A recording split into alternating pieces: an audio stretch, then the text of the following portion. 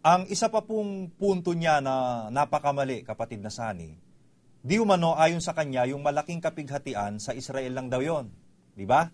Hindi raw mararanasan ng iglesia yon.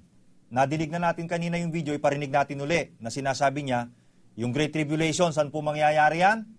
Mga kapatid, sabi niya, sumagot yung audience sa Israel. Tapos, kinumpirma niya, sa Israel. Sino po makakaranas yan, mga kapatid? Ang Israel. So, dito po sa sinasabi niya, kapatid na Sani, kumpirmado na ayon sa kanya, ang Israel ang makakaranas ng malaking kapighatian. Ngayon, sabi niya, hindi raw ito mararanasan ng iglesia, kapatid na Sani, yung malaking kapighatian. Bakit? Pakinggan po natin ang kanyang sinasabi. Ano ibig sabihin, mga kapatid? Yung Great Tribulation, saan po mangyayari yan? Sa Israel. Sino po makakaranas niyan, mga kapatid? Ang Israel. Ngayon, ano mangyayari po sa panahon ng malaking kapighatian, mga kapatid? 2/3 malilipon. 1/3 matitirang buhay. So, lumalabas, kapatid na Rodel, galing tayo rin sa Zacarias Yun ang paksa niya, di ba? Oo.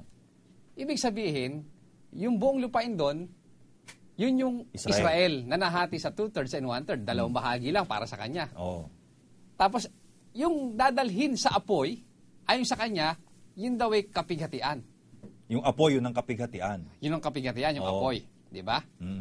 Ngayon, ibig sabihin, pinatutunog niya na sa Israel lang magaganap lahat yun. Yung 2/3 and 1/3, puro Israelita lang yun. Tapos, sila lang makakaranas ng malaking kapighatian. Oo, tama. Yan. Ganun ang sinasabi niya. Nililiwanag lang po natin, mga kababayan, para maintindihan po ninyo yung punto. Ngayon, ibig sabihin, pinalalabas niya ngayon, hindi kasali sa iglesia, o hindi kasali ang Israel sa iglesia ng mga Kristiyano. Oo, bukod yun. Bukod yun. Bukod yun sa kanyang paniniwala. Israelita lang makakaranas ng kapighatian. Oo. Di ba ganun, kapatid na Rodel? Oo, kasi yun ang sinasabi niya. Sabi niya, dapat nating maintindihan, mga kapatid, ang Great Tribulation po, hindi yan mararanasan ng iglesia. Sinabi niya yan. Sinabi niya yun. Pakinggan natin. Pakinggan natin. Kasi dapat nating maintindihan, mga kapatid, ang Great Tribulation po, hindi yan mararanasan ng iglesia. Bago pa po dumating ang malaking kapighatian, aalisin na po ng Diyos ang iglesia sa lupa. Pag wala na po ang iglesia sa lupa, saka po sasapit ang malaking kapighatian. O yun, nadinig po natin. Bakit daw hindi mararanasan ng iglesia ang malaking kapighatian? Kasi daw, aalisin na ang iglesia sa lupa, pagkatapos pag wala na ang iglesia sa lupa, saka sasapit yung malaking kapighatian. Ang tanong, kapatid na Sani, sa Israel, wala bang miyembro ng iglesia sa Israel? Yung ang Israelita, ang unang iglesia, kapatid na Rodel Oo nga. Actually, yun nga yung pinuntahan ni Kristo di ba? Sabi ni Kristo, kapatid na Sani, Mateo 15:24 Datapwat siya'y sumagot at sinabi, hindi ako sinugo, kundi sa mga tupang nangaligaw sa bahay ni Israel.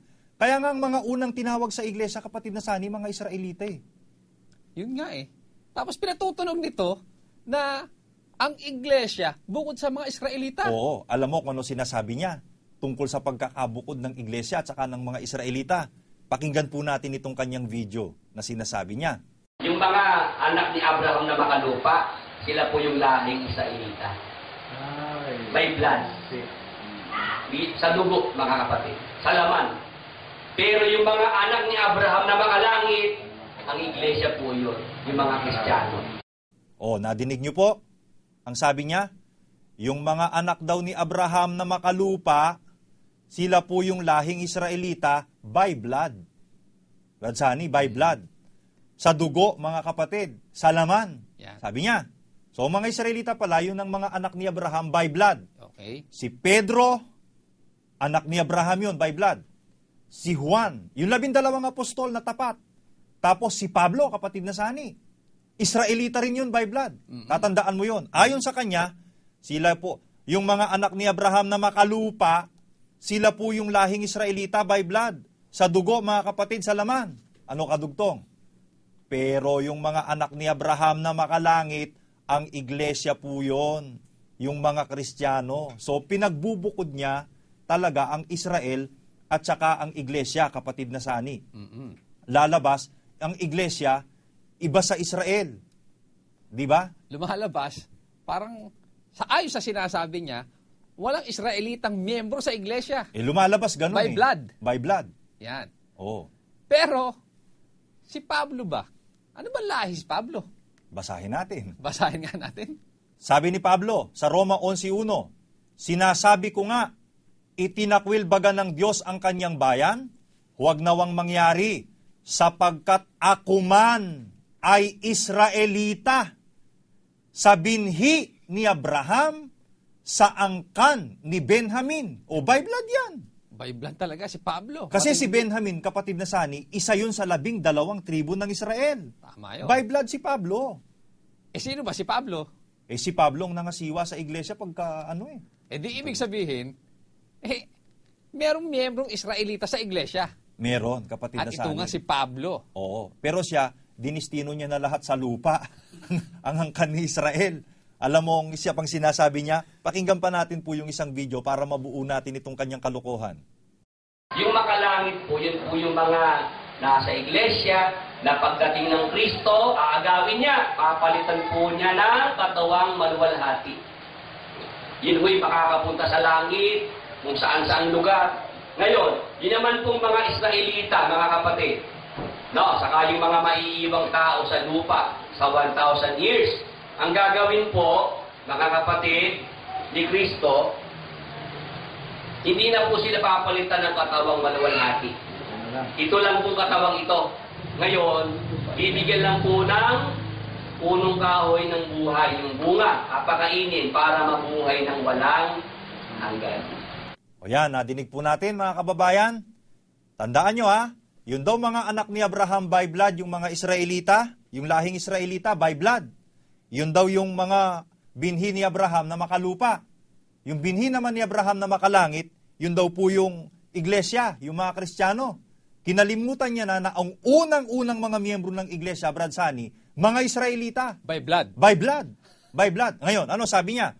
Yung makalangit, yun po yung mga nasa iglesia. Hindi Israelita to, iglesia to. Na pagdating ng Kristo, aagawin niya, papalitan po niya ng katawang maluwalhati. Yun ang sagot niya. Yun ho'y makakapunta sa langit kung saan-saan lugar. Tindi, no? Yan, kwento yan. Ngayon, yun naman pong mga Israelita, mga kapatid, sabi niya, at saka yung mga maiiwang tao sa lupa sa 1,000 years, ang gagawin po mga kapatid ni Kristo, hindi na po sila papalitan ng katawang maluwalhati. Yan. Ito lang pong katawang ito. Ngayon, bibigyan lang daw ng punong kahoy ng buhay. Yung bunga papakainin para daw mabuhay na walang hanggan. Wow! Tindi ng katha mo, boy. Di ba? Gumagawa ng sariling istorya ito. Opo, mga kababayan. Ewan ko, naniniwala ba kayo dyan sa taong yan? Saan yan pagsasagap itong mga istoryang, yun daw mga makalangit, yung iglesia nga, yun daw ang papalitan ng katawang maluwalhati, makakarating sa langit. Tapos kung saan lugar. Sabi niya. Yun naman daw mga anak ni mga Israelita. Kasi yung Israelita, yun nga yung anak ni Abraham na makalupa, yun sa kanya. Anak ni Israel by blood. Dito lang daw sa lupa. Hindi na raw papalitan yung katawan. Ito na lang daw. Kung nagkataong siya Israelita, pandak siya Abay, habang panahon, ganyan na itsura mo. Hindi na papalitan. Hindi na papalitan. Pag ako tatanungin, Bradsani, ako, inaamin ko, di ako magandang lalaki. Pero, dahil may pangakong sinasabi sa Bibliang pabaguhin, umaasa akong papalitan. Gaganda ako balang araw, kapatid na Sani. Ewan ko kung kontento siya sa pagmumukha niya, kung ganun ang mukha niya. So, umaasa siya, kung sakali siya, halimbawa, isang Israelita, hindi na papalitan, papakainin na lang ng bunga ng punong kahoy. Kaya ang mangyayari kay Sakeo, punong kahoy ng buhay. Kaya ang mangyayari kay Sakeo, sa eternity, Sakeo, panda. Ganun pa rin. Ganun pa rin. Maliit. Habang buhay. Yan pong sinasabi niya. Ngayon, i-assess natin mga kapatid. Yun daw pong mga Israelita, mga kapatid, hindi na raw papalitan ng katawan. Yung mga anak ni Abraham na makalupa, Israelita by blood, hindi na raw papalitan ng katawang maluwalhati. Tanungin nga po natin, Brad Sani, yung isang Israelita by blood na binhi ni Abraham. Si Pablo, di ba, nabasa natin. Tanungin nga po natin si Pablo kung kumukonforme siya sa kwento nitong si Lolo Basyong na to. Tignan nga po natin. Ang sabi ni Pablo sa unang Tesalonica 4:16 hanggang 17, ganito po nakasulat. Sapagkat ang Panginoon din ang bababang mula sa langit, na may isang sigaw, may tinig ng arkanghel at may pakakak ng Diyos, at ang nangamatay kay Kristo ay unang mga bubuhay na mag-uli. Kung magkagayon, tayong... Kasama ba siya, kapatid na Sani? Kasama si Pablo. Kasama si Pablo. Israelita by blood. Ano sabi niya? Kung magkagayon tayong nangabubuhay na nangatitira, aagawing kasama nila sa mga alapaap. Sa kanya sa lupa lang eh.